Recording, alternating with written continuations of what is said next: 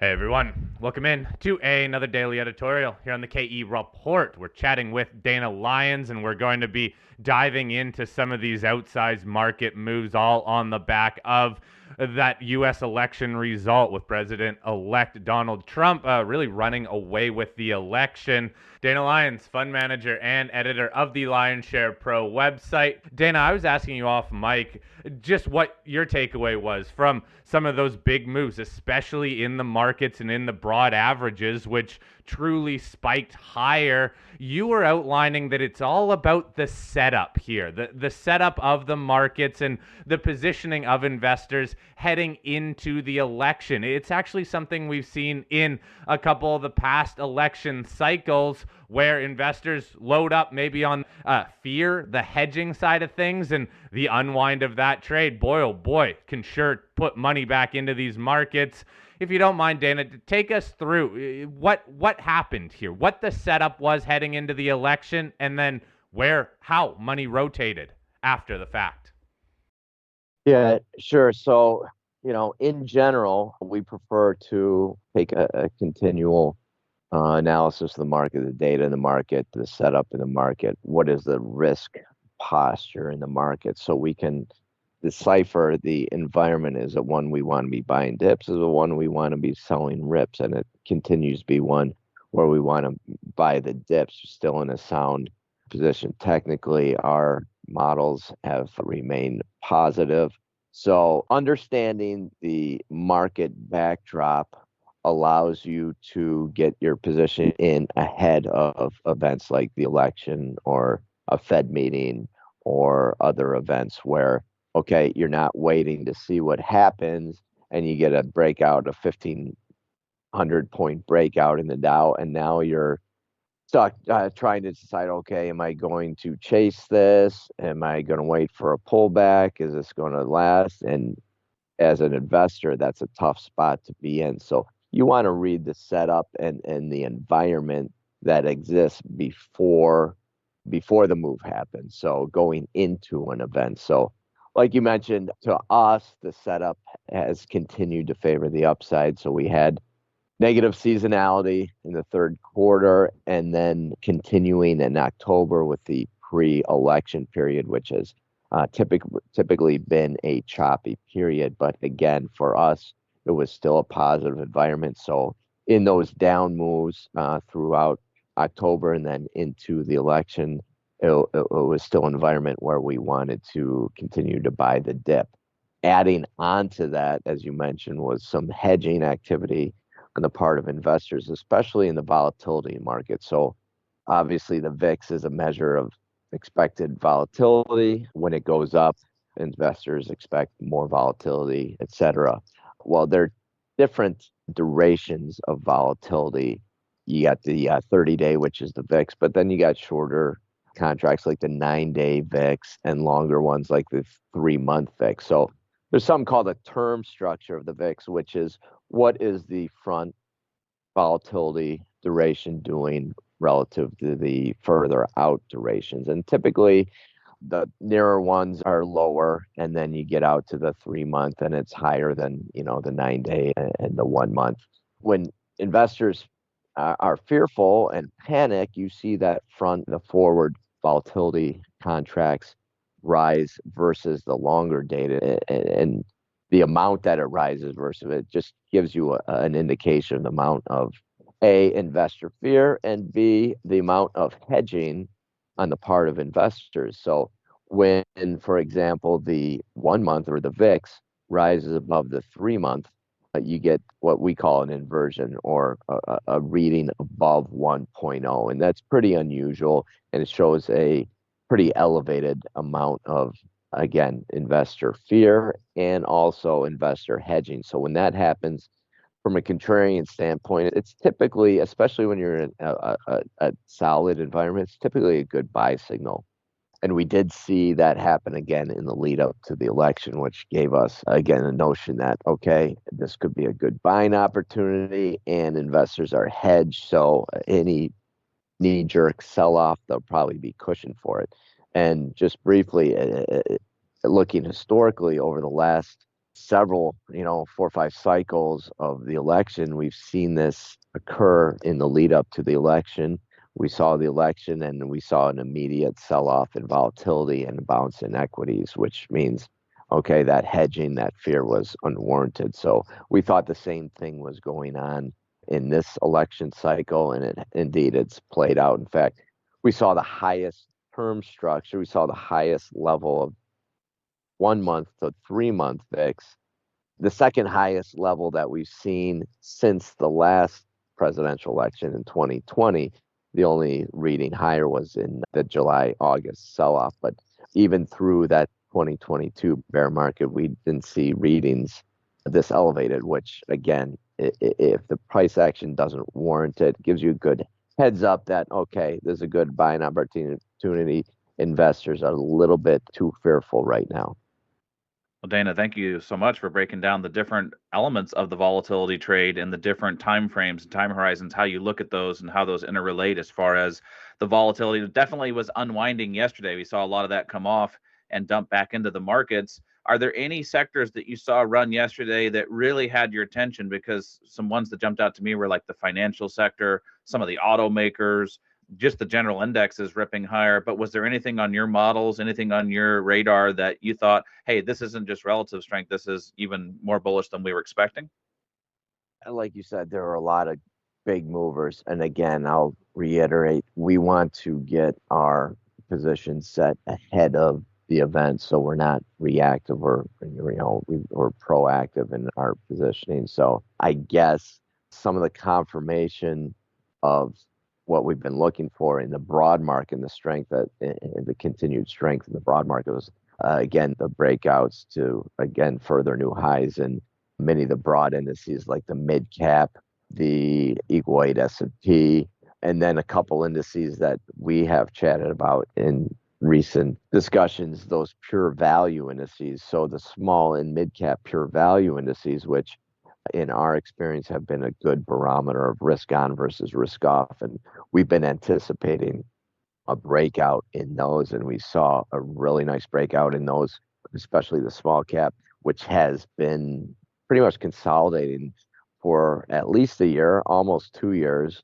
And we saw a nice solid breakout yesterday in those. And again, that RZV, the small cap pure value, is as good a barometer of a risk on versus risk off that we've seen in a particular index. So that breakout to us, I think, could have legs here, could be the beginning of more durable risk on move in at least in parts of the market. So that to us is a good sign. And again, along with some of the other small and mid cap moves. So sector wise, you saw big moves in financials, of course.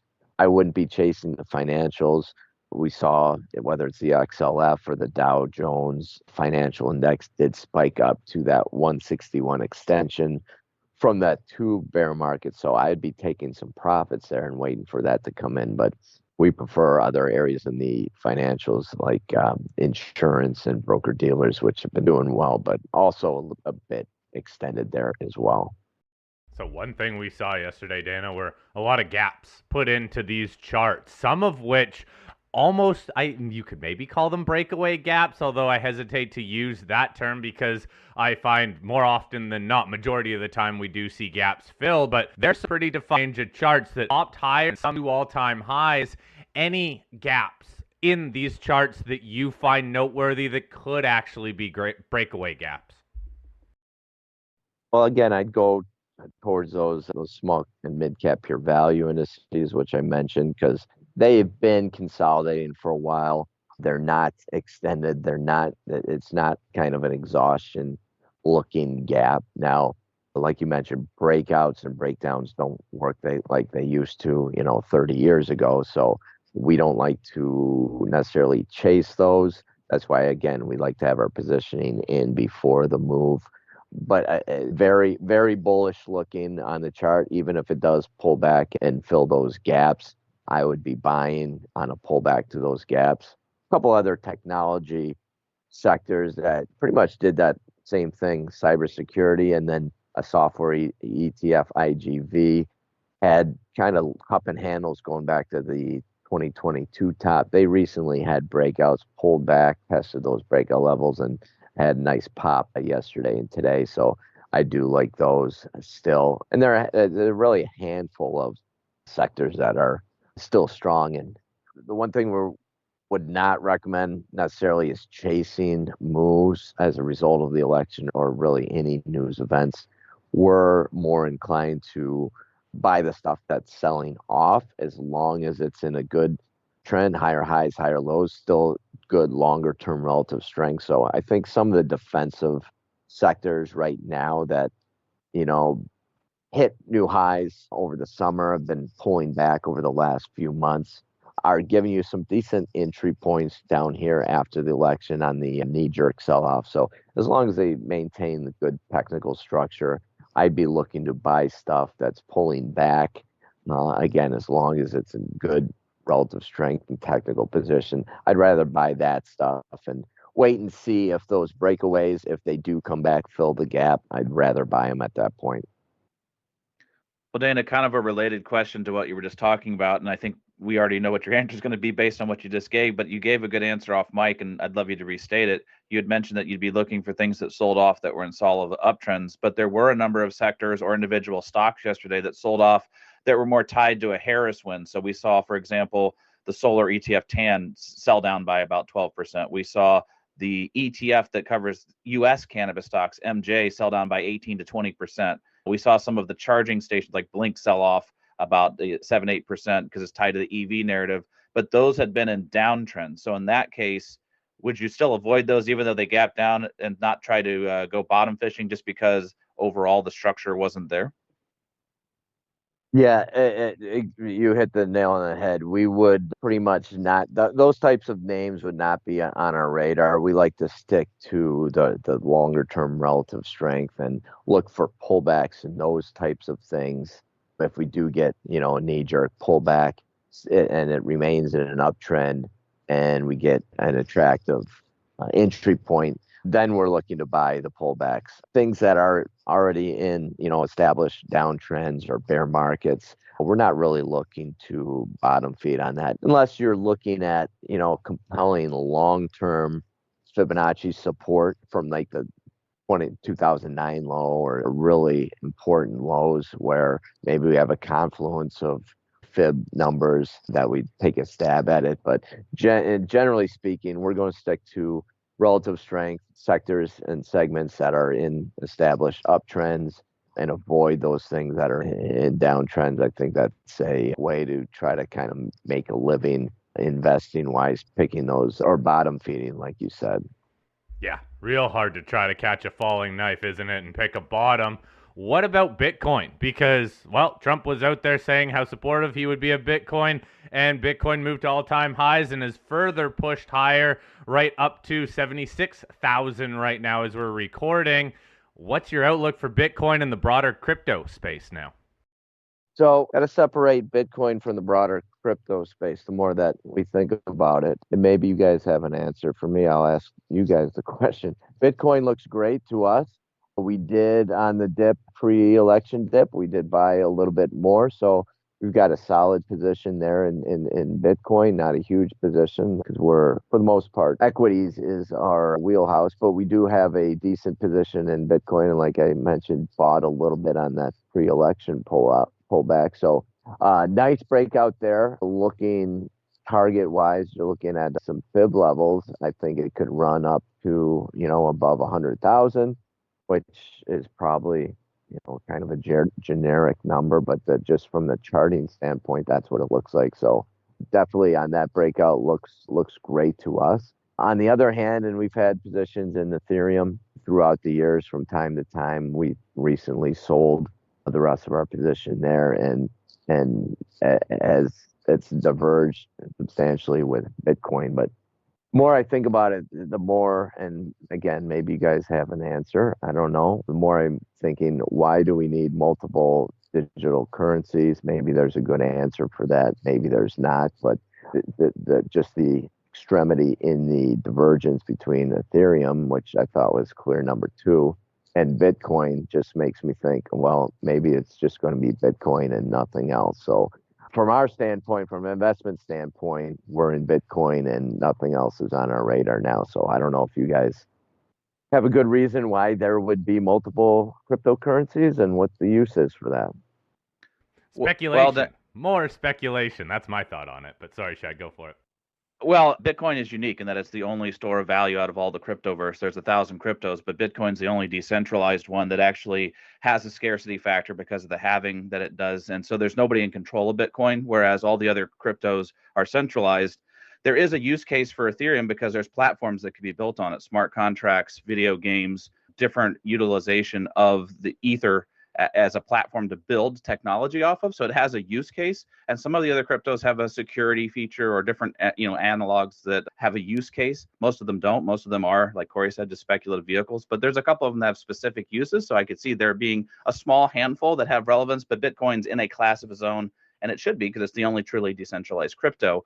But it did kind of eat gold's lunch yesterday, and a lot of the commodities sold off hard. We saw the dollar rallying. I know you look at every market on its own accord, but obviously a strong dollar does not help the commodity sector. What did you make of the commodities sector yesterday being the one area of the markets that was tanking?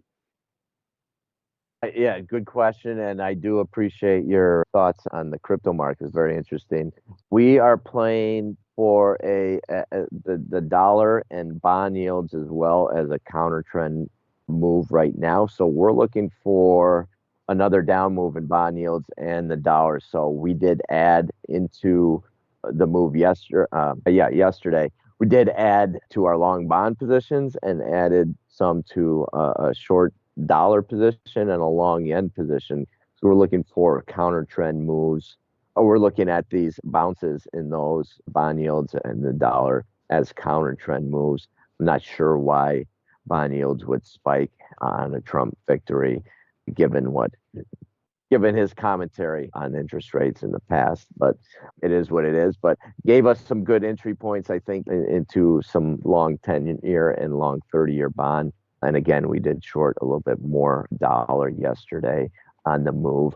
But I think it's clearly, like you mentioned, I think it was a clear anti-dollar type of move in the precious metals complex, and the miners included, not to mention, obviously other currencies and international markets. I think that's knee-jerk. I don't think that will necessarily hold up, but certainly the amount of money that was ready to be unleashed yesterday, it's a natural short-term move. So obviously there's a catalyst and a correlation there yesterday. Going forward, I think that correlation, it may hold a little bit, but it'll start to decay as far as, that one-to-one correlation.